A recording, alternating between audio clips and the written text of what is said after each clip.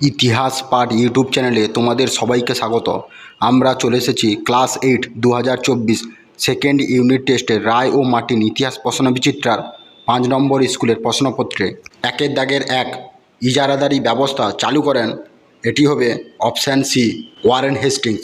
2 প্রথম রাজনৈতিক সংগঠন হলো, এটি হবে অপশান বি, জমিদার সভা। 3 মাদ্রাজ প্রেসিডেন্সিতে বিধবা বিবাহের নেতৃত্ব দিয়েছিলেন, এটি হবে অপশান সি, বীরেশলিঙ্গম পান্তুলু। 4 দাদন বলতে বোঝায়, এটি হবে অপশান সি, অগ্রিম টাকা নেওয়া। 5 সংবাদপত্রের স্বাধীনতা খর্ব করা হয়, এটি হবে অপশান এ, 1904 খ্রিস্টাব্দে। 2 দাগের ক স্তম্ভের সঙ্গে খ স্তম্ভ মিলিয়ে লেখো। 1 বঙ্গভঙ্গ রথ, এটি হবে অপশান সি, 1911 খ্রিস্টাব্দে।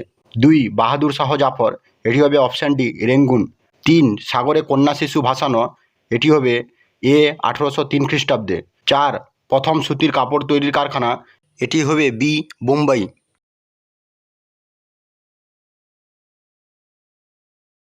3 দাগের 1 প্রশ্নটি হলো, কারা কবে কিংসফোর্ডকে মারার উদ্যোগ নেন? উত্তরটি হলো ক্ষুদিরাম বসু ও প্রফুল্ল চাকি 1908 খ্রিস্টাব্দে 30 এপ্রিল কিংসফোর্ডকে মারার উদ্যোগ নেন। 3 দাগের 2 প্রশ্নটি হলো, ভারতীয় হস্তশিল্প ধ্বংসের 2টি ফলাফল লেখো।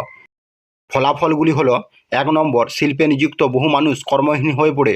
2 নম্বর বিপুল সংখ্যক কর্মচ্যুত শিল্প শ্রমিক ও কারিগর জীবিকার প্রয়োজনে কৃষিকাজে নিযুক্ত হতে উৎসাহী হয়, ফলে কৃষি অর্থনীতির উপর বাড়তি চাপ পড়ে। এই প্রশ্নটি তোমরা ভালোভাবে দেখে নেবে।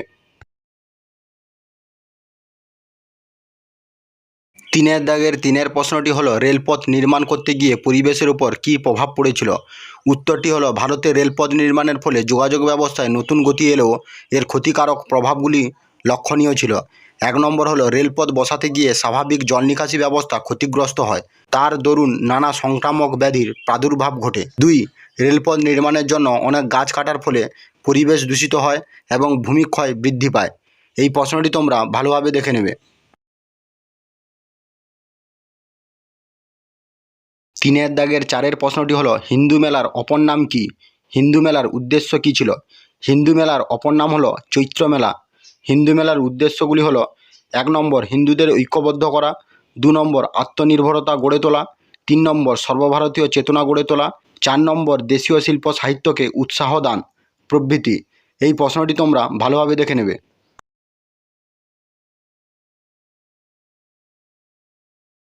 3 দাগের 5 প্রশ্নটি হলো, হিউম ডাফরিন ষড়যন্ত্র তত্ত্ব কী?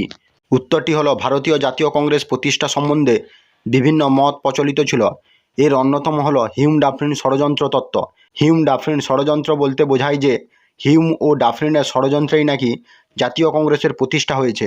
হিউমের জীবনীকার উইলিয়াম ওয়েডারবার্নের জাতীয় কংগ্রেস প্রতিষ্ঠার এই তত্ত্ব হিউম ডাফরিন ষড়যন্ত্র তত্ত্ব নামে পরিচিত। এই প্রশ্নটি তোমরা ভালোভাবে দেখে নেবে।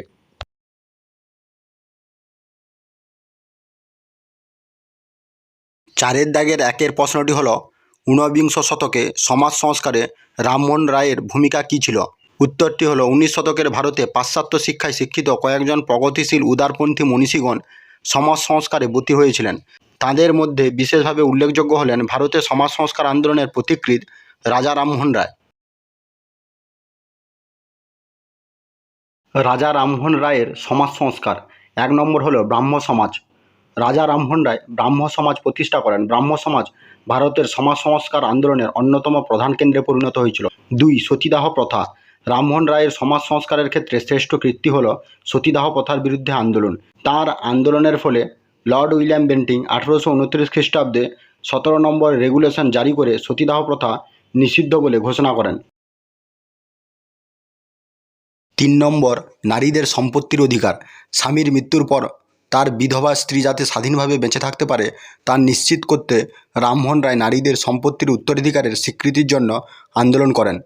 4 নম্বর বাল্যবিবাহ, বহুবিবাহ, জাতিভেদ প্রথা ও বিধবা বিবাহ প্রভৃতির বিরোধিতা। রামমোহন বাল্যবিবাহ, বহুবিবাহ ও জাতিভেদ প্রথার বিরোধী ছিলেন। তিনি অসবর্ণ বিবাহ, বিধবা বিবাহ ও স্ত্রী শিক্ষার প্রসারের জন্য আন্দোলন করেছিলেন। এই কারণে রবীন্দ্রনাথ ঠাকুর বলেছেন, রাজা রামমোহন রায় হলেন ভারতের ইতিহাসে আধুনিক যুগের অগ্রদূত। এই প্রশ্নটি তোমরা ভালোভাবে দেখে নেবে।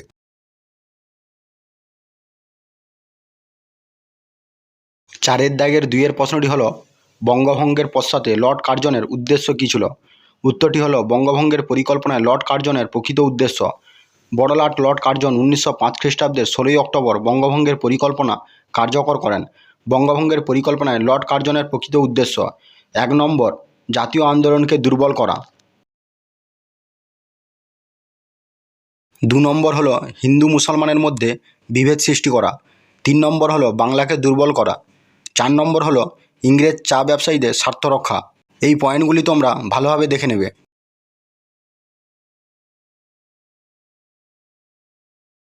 5-এর দাগের 1-এর প্রশ্নটি হলো কংগ্রেসের সাংগঠনিক দুর্বলতাগুলি আলোচনা করো।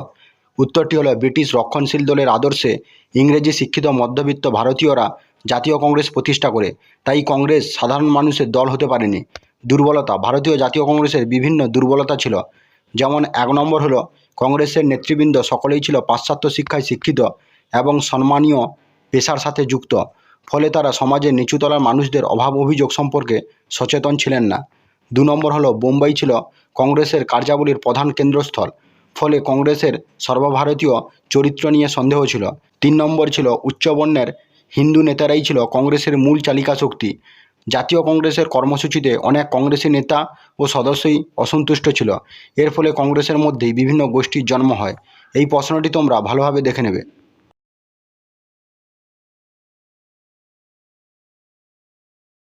5-এর দাগের 2-এর প্রশ্নটি হলো মুসলিম সমাজ সংস্কারে স্যার সৈয়দ আহমদের ভূমিকা আলোচনা করো।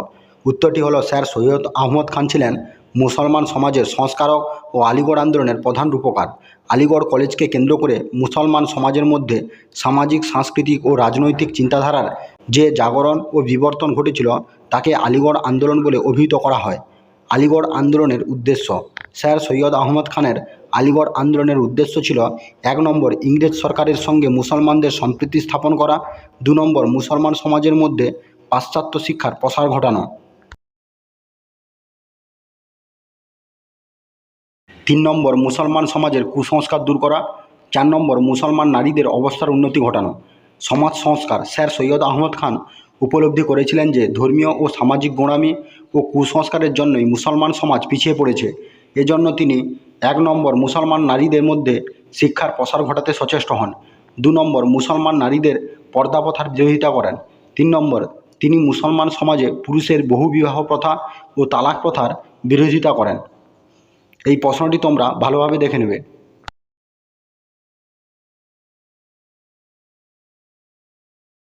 5-এর দাগের 3-এর প্রশ্নটি হলো রায়তোয়ারি বন্দোবস্ত ও মহলওয়ারি বন্দোবস্ত সম্পর্কে সংক্ষেপে আলোচনা করো। রায়তোয়ারি বন্দোবস্ত ও মহলওয়ারি বন্দোবস্ত কাকে বলে, এদের বৈশিষ্ট্য এবং কোথায় কোথায় এই বন্দোবস্ত প্রবর্তিত হয়েছিল এবং এই বন্দোবস্তগুলির ফলাফল এখানে আলোচনা করা আছে। তোমরা এই প্রশ্নটি ভালোভাবে দেখে নেবে।